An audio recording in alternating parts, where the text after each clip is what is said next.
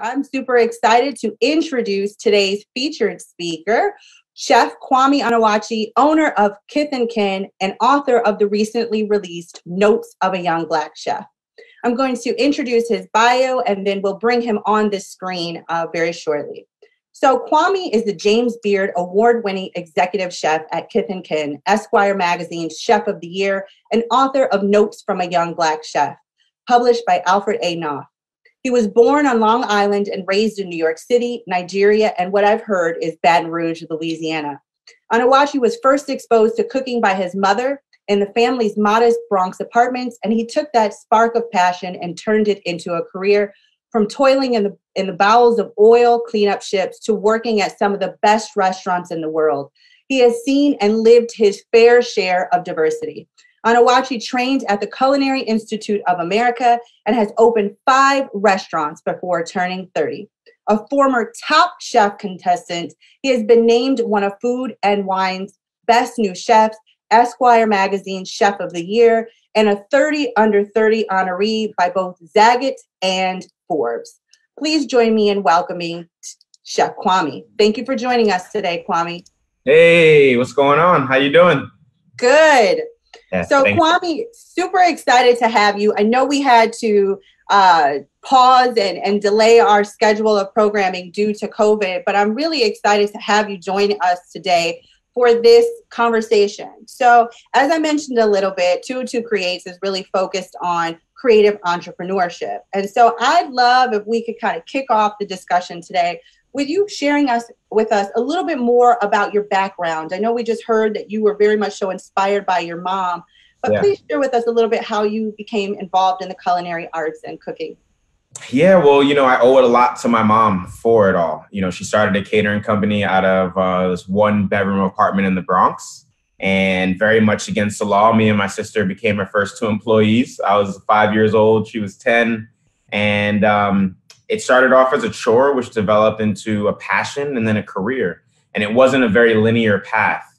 I worked one of my first paying jobs was at McDonald's, as a line cook at McDonald's. And I got to the cashier, and then I made it to the garbage room. And then I kept taking jobs, and I always wanted to do a little bit better than I was doing the year before. But what really inspired me to become an entrepreneur was watching my mother as a kid. She was her own boss. She was able to say, most of the time she said yes to jobs because we needed to keep the lights on, but she was able to make those decisions for herself. And that gratification that you get when you're creating, when you're responsible for the whole experience, is something that I wanted to be a part of. Awesome. I love it. And it's funny because you talk about the humble beginnings. A lot of people think about even McDonald's, right? The idea that you actually have to work at McDonald's before you can own a McDonald's. Mm-hmm. So there's a level of humility that goes into entrepreneurship that I think a lot of times people don't focus on. So I love that you've had those experiences because they very much so have made you the person that you are today. So Kwame, talk to me for a second about, as I mentioned, the creative economy and the creative space is widely defined. And so culinary arts is a form of art. And I'd love to get your impression on how you feel culinary arts fits into the overall spectrum of the creative economy. Yeah, well, I think it's one of the first creative expressions that we've had with, the human race. Putting together a meal for someone, we always have to eat, sometimes 3 times a day if we're not too busy. But cooking is the only ingestible art form. And I say it in a sense of being an art form because nothing is new under the sun. So it's because of all the travels and the explorations and the migrations, whether they're forced or voluntary, they have fused together different cultures. And it's the art form that we eat, and it has to be delicious, so we can come back to it. And it's in a form of expression, and it's also a form of really getting to understand someone's culture, through that art form. And it's different from something that's visual. It's something that envelops all the senses as well. I love it because it's true. It's almost like the first form of traveling experience that people have is through the culinary arts, right? Mm-hmm. So you think about all the different types of foods that people have already been predisposed to eating, from, you know, Ethiopian to Chinese to Nigerian to Jamaican. And it's almost as though they traveled to those places before they actually did, because they had a culinary experience with it. Mm-hmm. And it indeed is a culinary art. So let's talk about that from the perspective of how world-class cities define themselves through their restaurants and through their dining experiences, and what role you feel like restaurateurs and entrepreneurs in the culinary space play in helping a city to become a world-class city. Well, restaurants are the cornerstone of communities. You know, they bring communities together. They're actually some things that define neighborhoods. You know, it usually starts with and nowadays it starts with a popular restaurant, and then people move around those places because there are places to eat. Yeah. And it can put a city on the map. We've seen it with DC, where the explosion of the culinary arts in the city has made it a competitor to all the other major cities across the globe, really. And it's because of that cultural experience that DC can now offer. If you can only go to Pittsburgh to get pierogies, it's definitely a destination place. But if you can go to DC and get Burmese food, Laotian food, Afro-Caribbean, yeah, you know, you know, Thai, all different, Ethiopian, you know, all different types of cuisine. It makes it a place that you want to visit because you can explore a lot of different things while you're there. I love it. And so, you know, Kwame, talking about creative entrepreneurs, talking about restaurateurs, as you mentioned, you opened 5 restaurants before you turned 30. Mm-hmm. Okay. Not to make anybody who is watching us today feel bad about what they have or have not accomplished yet. There's still time. I would love for you to talk a little bit about some of the experiences that you had in starting and establishing those, right? So talk to us about the first restaurant that you created and some of the business lessons that you learned in forming that, and how that inspired some of the other business decisions that you made with subsequent restaurants and subsequent ventures. Yeah, well, the first restaurant I had, the mayor actually did the ribbon cutting for it, which was awesome. Yeah. But it was in Shaw, you know, I would say on the cusp of like the big boom of Shaw becoming like a really, really, well, the neighborhood it is today. It's always been a historically Black, great neighborhood.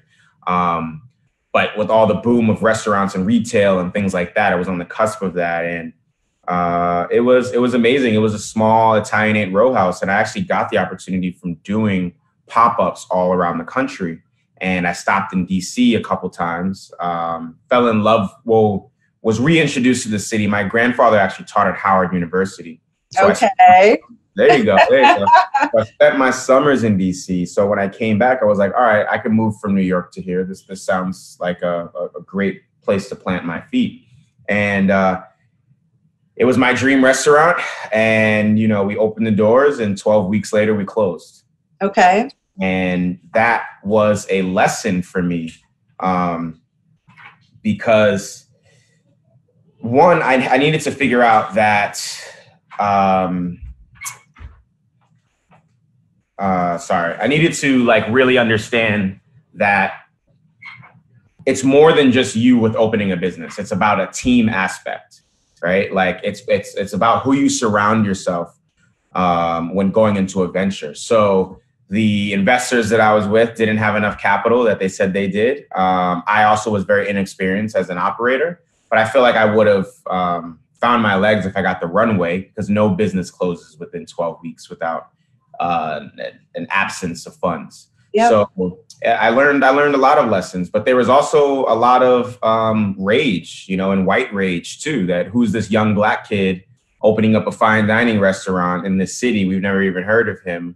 I think with my pedigree, if I had looked a little bit different, people would have welcomed me with a little more open arms. But I definitely feel that there was some sort of prejudice with me opening a restaurant and not, you know, being quote unquote humble with my first venture. Interesting. So I'm going to put a pin in that piece because I want to talk about your book, Notes of a Young Black Chef. And I feel like that's kind of like a prelude to some of the experiences that you talk about in that book.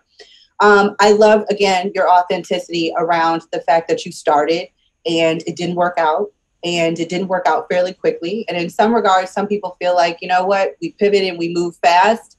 I always say you don't have a successful entrepreneur if they've never run out of money, because they've not had that experience before, right? And so there's a level of failure that people have to get comfortable with. But you started again and got back up, and talk to us about how you went about doing that, because sometimes we can get very stuck in the idea that we failed and not have the motivation and or the interest or enthusiasm, because it's embarrassing and it's personal. This is your baby, to get back up again. So talk to us about how you went about starting the second restaurant. Well, you know, the funny thing is that, like, some people think entrepreneurialism should be like this, right? Coasting by. Some people think it should be like this. But in actuality, entrepreneurialism is like this because you're constantly taking risks.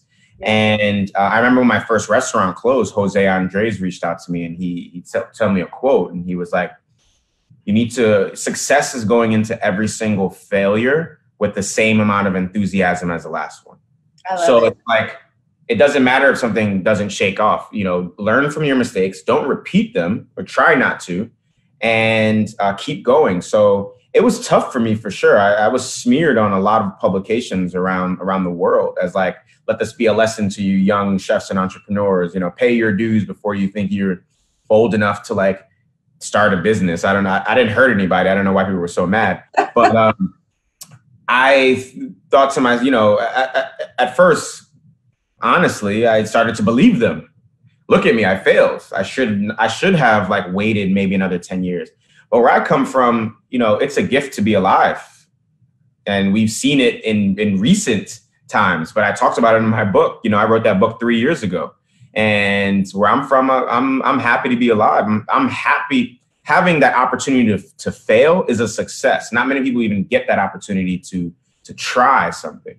So at first I believed them. And then I was like, why would I ever take into consideration someone who's kicking me while I'm down? Nobody that cares about you will ever do that to you. They may tell you before you fall, but they will never continue to perpetuate this this negative connotation of what you're doing after the deed has already been done. So I got back up, and a couple months later, I think it was honestly like 2 months later, I opened up an Ethiopian restaurant. I never even told anybody about this. It was very much on the low. I wanted to get back in love with what I was doing. And I just wanted to cook again. So I partnered with my friend who was Ethiopian. I was like, listen, you can play the chef role, the owner role. I'm just going to be back here in the kitchen doing my thing. And it was very successful. We opened in Union Market. It was called Gorsha. And then I got a call from the Intercontinental to put a restaurant in there. And it became very successful. So the thing is, like, you can't stop. It's always going to be this high and low period, especially in your earlier years of being an entrepreneur. And you may become that unicorn startup that just like, you know, shoots through the roof, and more power to you if you're able to do that. But the majority of people, and even if you are that unicorn startup, you still need to continue to persevere. You need to continue to push yourself. You need to continue to be uncomfortable, because comfortability is like closest thing to death for an entrepreneur. Yeah, it's danger zone. It's danger. It is actually. So Kwame, a couple questions I want to ask you too, and these are more practical, tactical questions. So you went about raising funds the first time. It sounds like you went through a partnership the second, third, maybe fourth or fifth time. Talk to us about how you were able to finance, whether successfully or unsuccessfully, your ventures. One of the things that I loved that you talked about was the pop-ups that you were doing, right? Mm-hmm. Because I think as we think about where we need to go now, and I have a question for you on that, so I want to get to that. But starting with that can lead you to being a restaurateur like you. So how did you finance yourself throughout this process? How did you start with funding the business, and then also get people to believe in you again to fund you again? I did whatever needs to be done. I mean, that's the short answer. I mean, we can go back to my catering company that I started when I was 20 years old in New York City. I sold candy on the subway in order to start that catering company. And I could have been, holier than thou and embarrassed and not have done that. But I saw an opportunity and I did the math of what these kids were selling per minute and multiplied that for an 8-hour shift. And I was like, this is a no-brainer. I'm jumping on the train right now. So that's how I did that. As far as the fast casual, I saved up my money, from doing appearances, from doing events, and made sure I always saved money. That's always something that's really, really important. I always believe in having fun. Don't get me wrong. Have your fun, stunt, do whatever you need to do. I got white gold grills somewhere in this house, but I also have some savings, just in case. And that comes from me coming from poverty.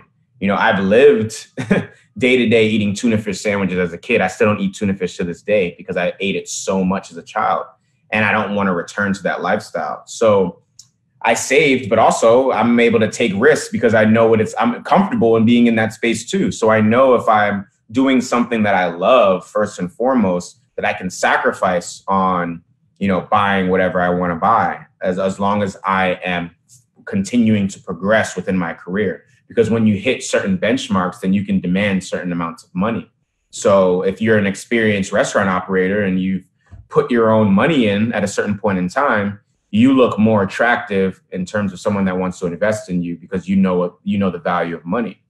So, it's all situational. But at the end of the day, I did anything that I had to do to gain the capital for the things that I needed. I love it. Were there any special networks or spaces that you found yourself in that actually facilitated an opportunity to meet someone who may invest in your business that people who are watching should be more aware of? I always encourage people to become a part of associations and business groups so that they can feel networked and have the network they need to both market and to connect. But I'd love to hear if you were connected to anything or if this was also just kind of like you reaching out to somebody on Twitter. Yeah, that's a great question. I wasn't a part of any association or anything like that, but I put myself out there, which is most important. I made myself visible. I talked to people. I would go to events and have business cards and things like that. I don't think business cards are as necessary today when we have, smartphones and we need to save the trees. But you got to put yourself out there. And whether that's becoming a part of an association, yeah, of course, you should definitely do that. Whatever you can to be visible, you should be networking and you should be extending your circle. And what I mean by that is people are always like, I got a tight circle. You should be afraid to step out of that circle into other circles to just see what other people are doing. And it doesn't mean they have to be your closest friend or anything, but you should not be afraid of garnering new relationships. And I'm a firm believer in that. I'll talk to anybody, like I had a rap career and one of the person, like very short, mind you. We're going to need to go overseas. I need to go overseas. No receipts. You can call my BS on this if you want. But when I was selling candy on the subway, I talked to one of the people that I sold candy to, and he ended up becoming one of my producers and creating a lot of songs. So it's always about just talking to people, being open. I'm an extroverted introvert. I don't really enjoy, always talking to random people, but I know that it's necessary for human connection. And I think you need to understand that if you really want to grow. I love it. So I'm going to ask you one more question before I get into a COVID-related question and kind of like a transition and what's next for the industry question. But I want to summate some of the gems that I've already heard you share. So first, I heard you talk about the fact that you should essentially be willing to do anything that's legal and within reason to make money and to keep money for yourself, right? Mm-hmm. So humility is important as it relates to the startup game. 2, I heard you talk about being prepared for the ebbs and flows of how entrepreneurship actually looks and how it actually feels to go through those experiences, especially in this day and age where you see the most beautiful Instagrammable photos and everyone kind of thinks that you jump out of your company and you're looking like, the best celebrity ever. And that's not what it looks like to come home from a hard day's work. No. I also heard you talk about saving your money, right? So part of being able to maintain a business is saving the capital necessary to sustain you and potentially sustain the company that also helps other people want to invest in you because they look at that stuff. Absolutely. And then the last thing is building a winning team, right? Knowing that you should not go this alone. Are there any other gems and pieces of advice that you would share with someone who is starting a company today or has a company and is trying to figure out, you know, what can I do to continue to keep growing amidst this moment? You got to find ways to be creative. Social media is a great tool right now to garner relationships, develop partnerships with certain brands, and not being afraid to just start where you are. It kills me sometimes when I talk to like entrepreneurs that are like, no, I'm waiting for this perfect moment to do this. I got to get my website 100%. I got to get my business cards. I have to get my brochures. I have to get this. No, what you need to do is start. You just need to start somewhere and you can continue to grow. And as long as you're better, than the day before, in 100 days, you won't even be able to recognize yourself. And in 1,000 days, it'll be even crazier. Like, trust me, you just need to start. You need to hit that enter button on your computer, send that email, press live on that website, and just start with something. And you can look at it in many ways. You can look at it and think of your, not even your favorite, just popular brands. You may look at that and say I don't understand why they're doing things like this. Like, if I did it, I would do it better like this. Or you may look at American Express or Apple and be like, oh my God, their stuff is so clean and so minimalist. So you're going to get judged either way. Even if you think you have all of your stuff together, someone is going to tell you you don't. So you might as well just start somewhere where you're comfortable, have some goals where you can set for yourself and try to attain those things. But there's people working hard every single day. And if you don't just jump in the water, you're going to be left behind. I agree. Thinking about that from the perspective of COVID. And while I'm going to ask this question, I also just want the viewers to know that we will be doing Q&A with you very shortly. And if you have questions that you'd like to ask of Kwame yourself, please feel free to put them in the chat box and I will make sure that we get them answered. Mm-hmm. So Kwame, talk to us about the COVID movement, the COVID moment, the moment we're in right now. How is this affecting the industry? How has this affected you? I read a very moving article that was written in Fast Company about your experience. And I just love for you to share with us where you are right now and also where you see the future of the industry going. Yeah, I'm in a tough place, honestly. I don't really know. I'm going to be completely honest with you. And I don't want to say I'm comfortable in the unknown, but I am embracing the unknown. I think what people in the food industry, we always knowing our next step, we're always planning our next step. And that's most entrepreneurs in general. But it's completely gutted the food industry. It's shown everyone our vulnerability, how razor thin margins we have, all these superstar chefs, it doesn't matter, what your quote unquote visibility is, that you still have to worry about the bottom line. And we have such razor thin margins that this has completely hurt our industry. There's so many restaurants closing right now. So I'm trying to figure out what the best next step is, because I also look at restaurants as community centers, and we have the opportunity to really pump out large amounts of food. And I think if you're a responsible restaurant, that's something you need to be thinking of, because you don't make money in every single one of your meal periods. So I don't know. I know I'm throwing a lot at you, but I'm still thinking about all of this as I go. And it's something that is weighing really heavy on my mind.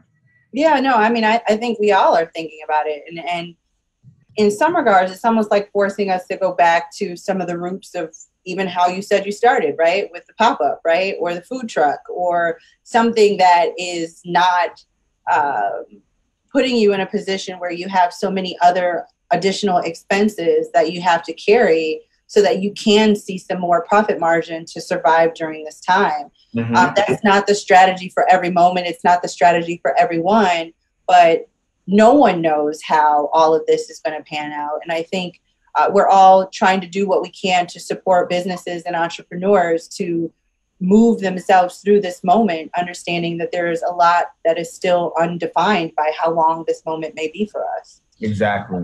Absolutely. So, Kwame, I'm going to move into my last question. I see a number of questions coming in on the side. Again, keep your questions coming. I'm going to make sure in the last couple of minutes that we get to those questions. So if you have them, I want to make sure we get to them.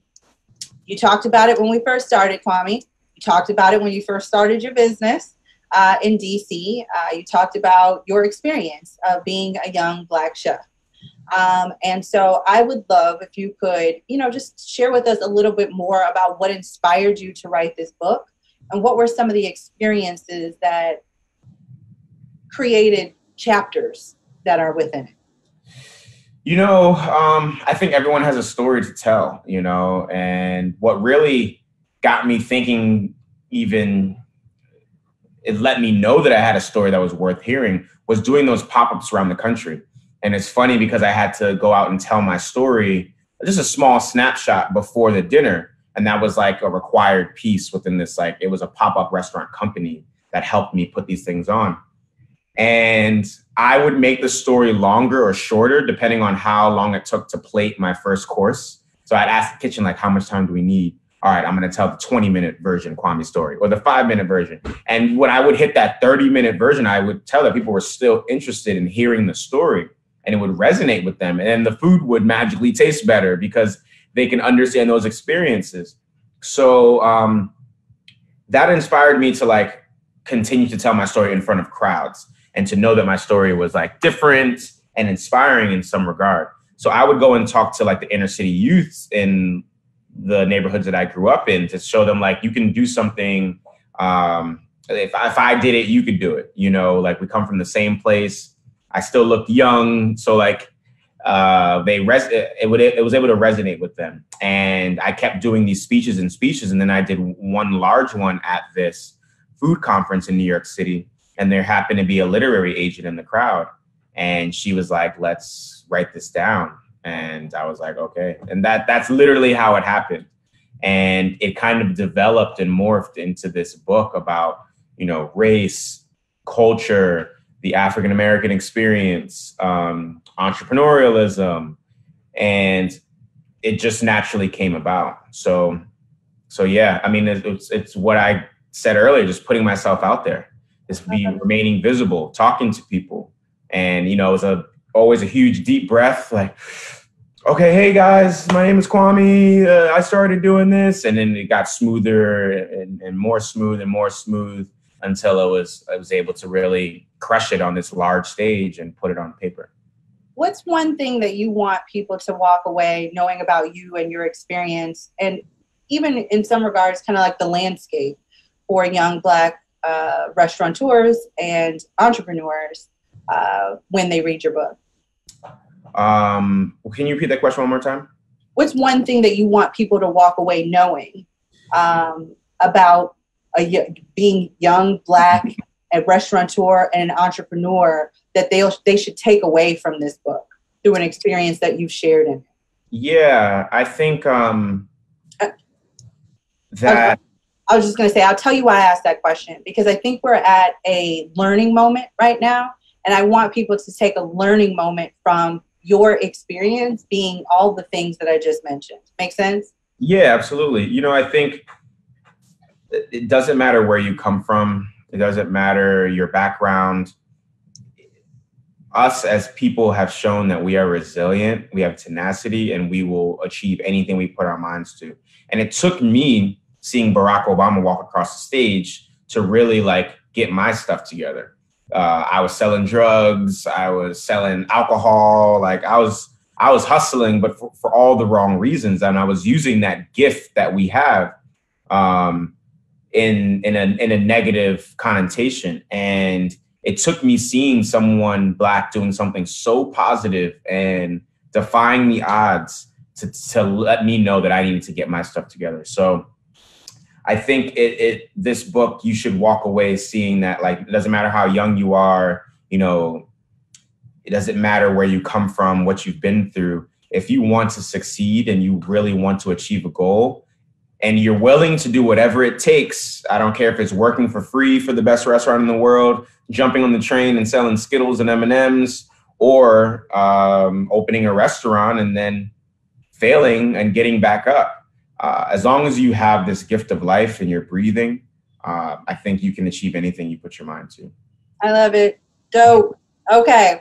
We're going to go to Q&A. So the first question that I have here is, as a culinary student, this is from Ernie Marchand. Thank you, Ernie.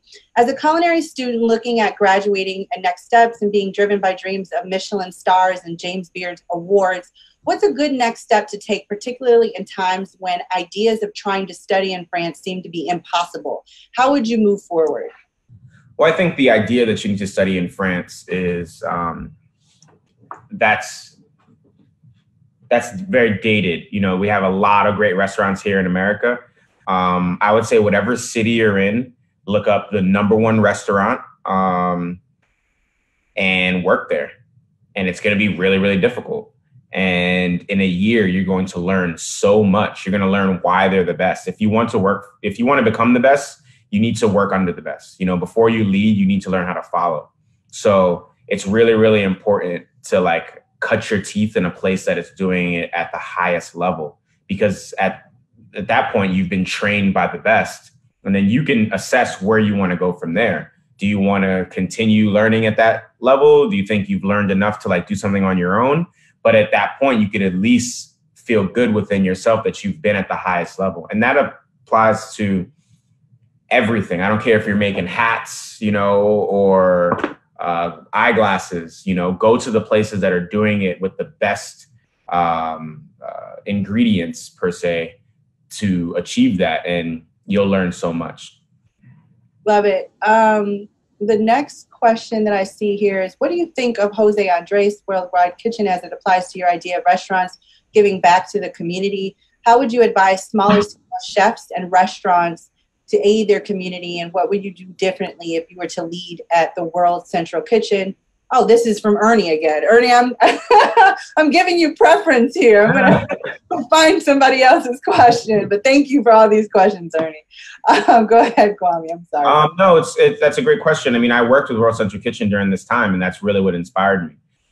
It was the first time I was passing over food, and they weren't saying like, oh, the nuances of this curry is perfect, or is this from Trinidad or Jamaica? They're like, thank you for food. We needed food. We appreciate that. They're not leaving a Yelp review or anything. And it touched a special place in my heart. It brought me back to cooking when I was younger. And I think what small restaurants can do is see how they can maybe raise their prices so they can give back to the community. The meals that we were doing they cost like $2. You know, and it was like a protein, some rice, and some vegetables. And it didn't have microgreens on it. You know, it was cuts. It was dark meat. It was easy to braise. And I think there's people in your community that need food, that can't afford it. And we need to identify those people, especially children. Awesome. We have a question from Sarat Yosef. It says, can you talk more about owning the narrative around food, especially considering the current controversy around Top Chef and BA being called out for their lack of representation and compensation for people of color who are chefs? Yeah, I mean, it's important to own your own narrative, but we'll never truly own our own narratives until there are more Black editors and chiefs. We won't own our own narrative until there are food critics of color. So what you can do is stay true to who you are and try to just honor that, you know, but until we have more Black journalists that are writing stories and things like that, it's going to be hard. But being true to yourself is first and foremost. You know, it's hard to look at a European food critic telling you that your jerk chicken isn't good enough. Like, what the hell is that? You know, so like you don't get a chance to have that that visibility that they have of being, you know, the #1 food critic on the East Coast or the West Coast. So staying true to who you are is most important. And I think people of color have to do that all the time. You know, it's really cool. I was talking to my mom about that the other day. It's cool that we have a voice now, that we can say like, I don't like that joke because I'll post you on social media, like, or something like that. The people are being held accountable. But at the end of the day, you'll see it in my book, you know, like I had to put my head down and push through and prove them wrong. So that's a point of controlling your own narrative is not stopping or letting outside influences affect the way that you achieve your goals. Awesome. Love it. As long as they don't come for the saltfish and ackee. There you go. They can say what they want about the jerk. So Kelly Carter asked this question. Please offer advice for restaurateurs who are struggling during this pandemic. I know we touched a little bit upon this in my last question, but she wants to know what projects you might be working on or things you may be doing to move during this moment. Can you repeat that question one more time, please? Yeah, it says, please offer advice for restaurateurs who are struggling during the pandemic. What are your current projects and how are you kind of moving during this moment? I mean, it's tough for all restaurants during the pandemic. You got to do what you can. Take out, get on social media and try to make some noise, because we have to follow the ordinance in order to help flatten the curve. So that's what I spoke about earlier, is that like our margins are so razor thin that it's tough. We're just stuck between a rock and a hard place. And you can either do takeout, do delivery. And I mean, now the restaurants are going, I think DC's in phase 2 now. So you can do 50% occupancy. So that's a huge win, but you still can't turn a profit at 50% occupancy with your tables socially distanced to 6 feet. Because there you have a removal of your overall occupancy. So it's tough. This is a tough point for restaurants. I don't have the answer. I'm not turning a profit in my restaurants right now. So I don't want to sit here and tell you what to do and give you some wrong advice, but you just do anything that you can to make sure that you're visible. Kwame, question for you along those lines, and this is kind of an addition, and if this is duplicative, let me know. What are some of the ways that a restaurateur could cut some of their costs, right? Not thinking about it from the personnel perspective, but where could someone gain some margin as it relates to business, regardless of whether it's a COVID moment or not?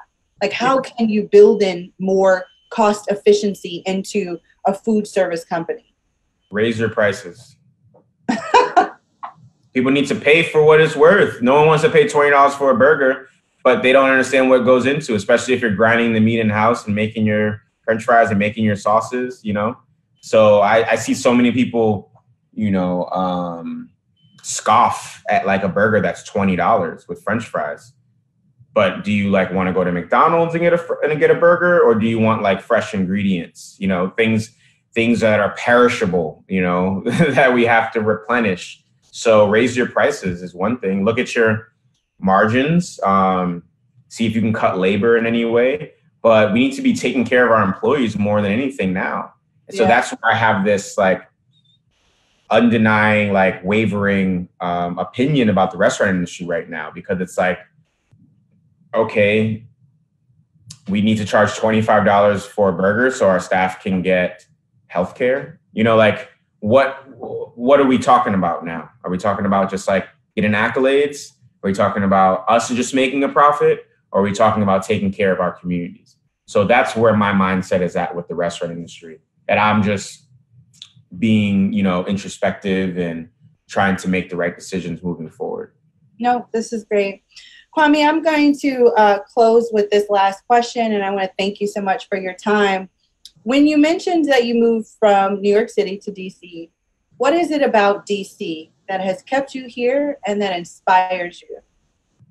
It's Chocolate City. What's kept me here is the sense of community. It has this big city vibe with a small town feel. And it's something that I haven't experienced, especially living in New York City. That's such a large, giant city.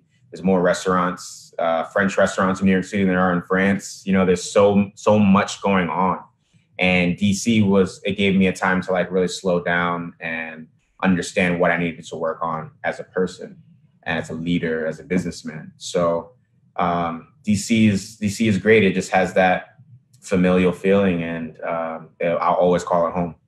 Love it. We're going to soundbite that. You know that. I missed 2 questions. Do you mind if I ask you? I know we stop at 1:30. Yeah. Okay. So Rachel Hines is kind of soft pitching you here a little bit, but she says, what partnerships are you or your restaurants open to? basically, thinking about new creative ways of engaging online performances with restaurants. She talks about the first one that they did sold out, and would this be like a virtual opportunity that could be paired with food? Is that something that you all have thought about at all? Oh, I don't like the virtual stuff, honestly. I'm getting used to it, so like one day maybe, but like I've been asked to do classes and stuff, and it's just this one-on-one thing. Now that I can just see you is great, but if it was all the 52 participants on here and seeing their faces, it gives me anxiety. I'm just going to be honest. But partnerships in terms of brand alignment is what I was talking about earlier. Leveraging your brand to bring on other brands to want to partner with you, whether you're making a sauce with something, or an alcoholic beverage, or developing a recipe for a condiment company. Those are the things that I think you could be doing for sure. And I think, Judy, this kind of goes to your question also, which is, are you considering creative partnership strategies to cope during the impact the pandemic has had on restaurant visibility? And Kwame, I actually think that the answer that you just gave speaks to that. Talking about how do you continue to keep brand partnering with those that you can leverage through what you do and what they do well as well. All right, Kwame, it has been a pleasure. Such a time as this. And I'm actually happy that we did it now, because I think some of the things that you shared with your book and some of the experiences that you personally had as a young Black entrepreneur in DC, as a successful restaurateur, as a chef, is critical during this moment. It's a very timely conversation. I just want to thank you for taking the time out of your busy day to join us at 202 Creates and sharing your expertise with us and our audience. So I don't have any more questions for you. All right. I see everybody saying great job below. And thank you for joining us. Absolutely. And for those who are watching, our next session will be on crowdfunding for your small business, where we will be talking to filmographers and also some restaurateurs who have successfully developed crowdfunding campaigns to fund their business, not just during COVID, but pre-COVID, which is also another great fundraising strategy for you during this time. Again, Kwame, thank you for joining us. And we ask that you follow us online at 202 Creates and connect with us at 202creates.com. Have a good day.